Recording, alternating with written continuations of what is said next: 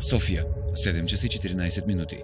Инспектор трета степен Деян Младенов и полицай Кристиян Савов пътуват към частна клиника в столицата по сигнал за изчезнали от болницата родилка и новородено бебе. Издирва се 20-годишна жена.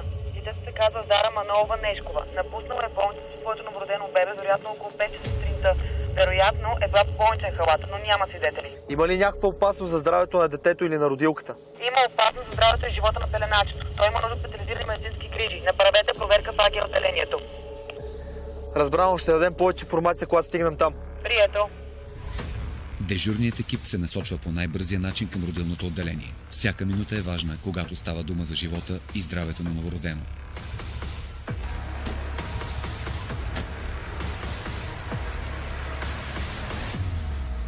Това е 431, пристигнахме на локацията, влизаме в сградата.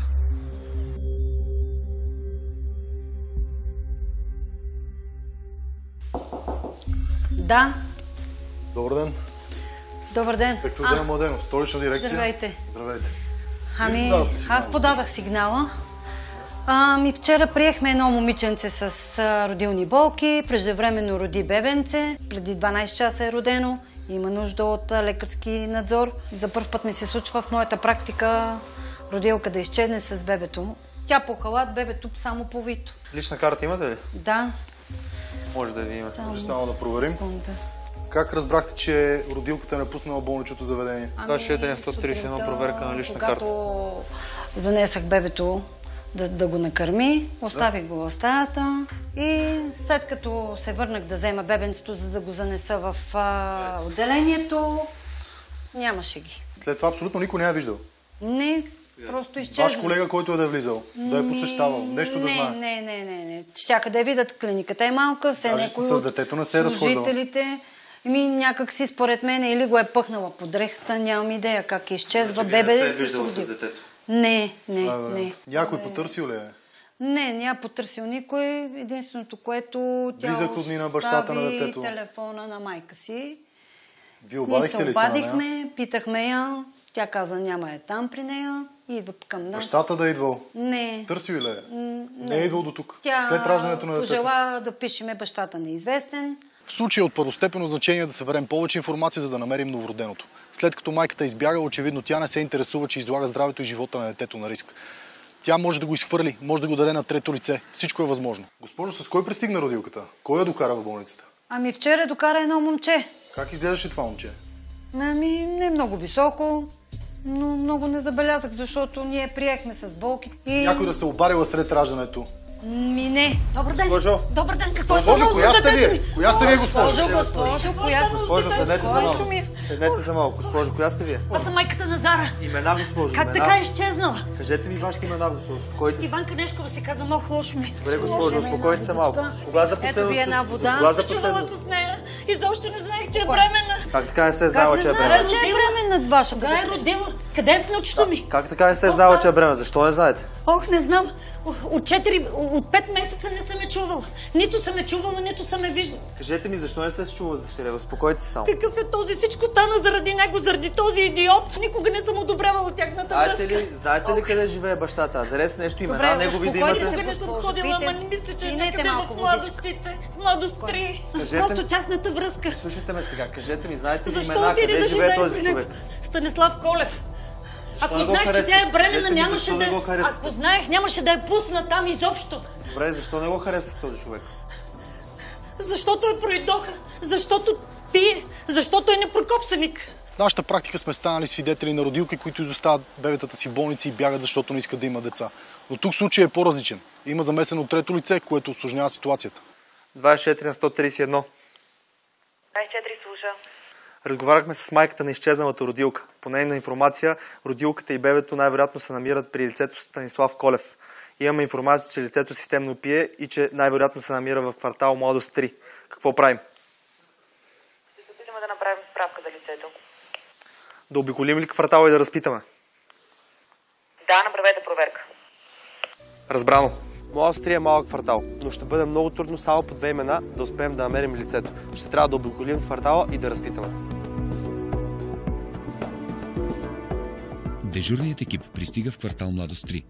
Патрулиращите извършват проверка на масови заведения, в които се продава алкохол и за които се предполага, че лицето би могло да бъде забелязано. 24 на 131. 24 слуша. В момента се намираме пред блока, където се предполага, че се местонахождава лицето Станислав Колев. По информация от негов съкварталник. Какво правим? Направете проверка. Разбрано.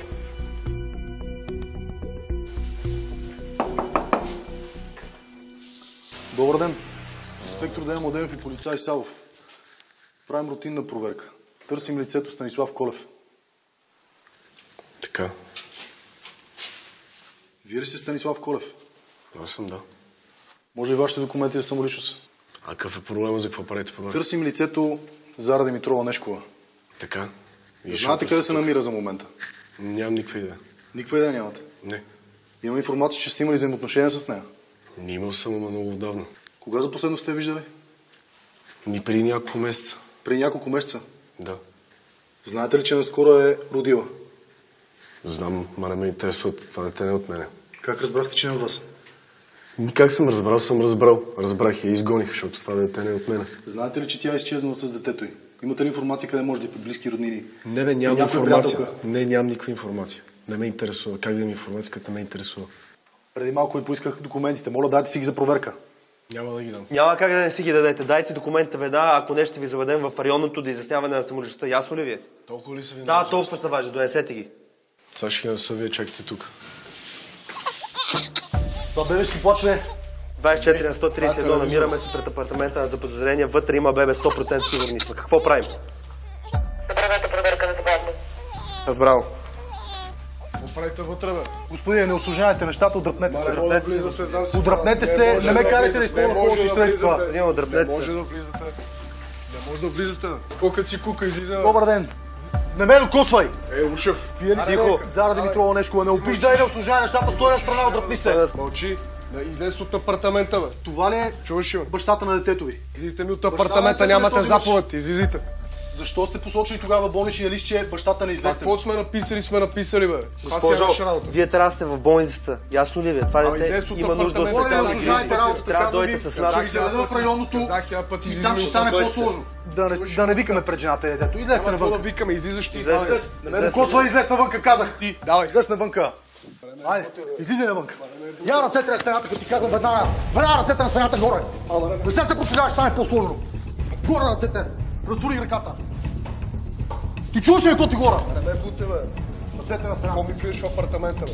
Аз ще кажа сам какво криеш в апартамента. Сега ще направим сред по адвоката. Мълчи, като ти казвам. Учи умрел. И пагонът изкъсан. Имаме пълното законно право да задържим лицето. Първо, защото възпрепятства моите служебни задължения. Второ, защото обижда длъжностно лице на публично място. Ще бъде задържан и ще му бъде нанесена глоба от 1000 до 3000 лева. Тръгвай! Тръгвай! Мършата ти мръсна. Госпожо, разберете, в момента трябва да сте на друго място. Това бебе има нужда от специални медицински грижи. Долу има медицински екип, който ви чака. Елате с нас, моля ви. Разберете, ще застрашите неговия живот. Нали не искате да го застрашите? Не искам. Добре, ще ви помоля да дойдете с нас. Ще ви помогна, елате. Ма нали няма да ми го вземете? Не, само ще ви помогна да стигнем долу до медицинския екип. Добре.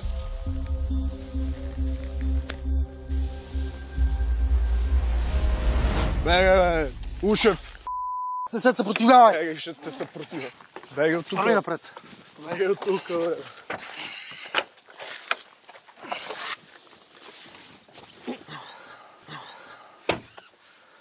В 24 на 131 ще качим бебето в линейката и ще го откараме в болницата. Лицето е задържано и говорим към управлението. Приятел.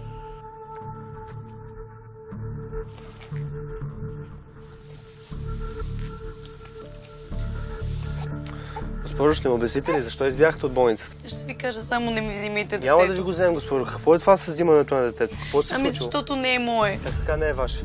Станислав ме накара да стана сурогатна майка за едно семейство в Израел и трябваше да рода в Украйна. Обаче родих по-рано и сега искат да ми го вземат, а не искам. Госпожо, не се притеснявайте. Вие сте биологичната майка на това дете, така че няма какво да се притеснявате. Искам да бъдете спокойна. Това е. Добре. И майката, и съучастникът ще получат наказание.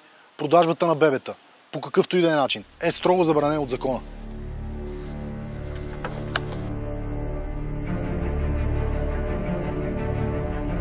20-годишната Зара Нешкова и новороденият й син са откарани от екип на спешна помощ към най-близката болница. Дежурният патрул задържа и отвежда заподозрения Станислав Колев към управлението за разпит и снемане на показания. По-късно екип от криминална полиция прави обиск в дома му и открива сумата от 10 000 евро, както и онлайн кореспонденция с семейството, което е трябвало да получи бебето. Зара Нешкова и Станислав Колев получават присъди от съответно 1 и 2 години лишаване от свобода и глоби по 5000 лева. Сурогатното майчинство е разрешено в Австралия, някои щати на Съединените щати, Русия, Украйна, Великобритания, Канада, Гърция и други. В България подобно деяние е престъпление и се наказва от закона. Ако станете свидетели на подобно престъпление, моля подайте сигнал на телефон 112.